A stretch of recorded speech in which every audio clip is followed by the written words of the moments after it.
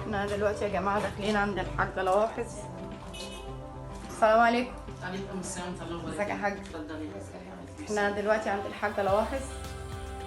الحاجة لواحظ زي ما انتم شايفين كده، قاعدة في أوضة.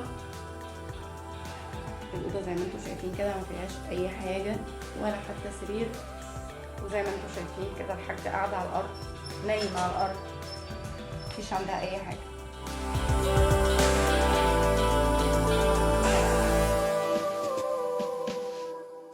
حضرة المحافظ الله يعليه كمان وكمان ويخليه ويطول عمره، يشوف لي شقة أنا وبنتي نقعد فيه، ينوب ثواب فيه.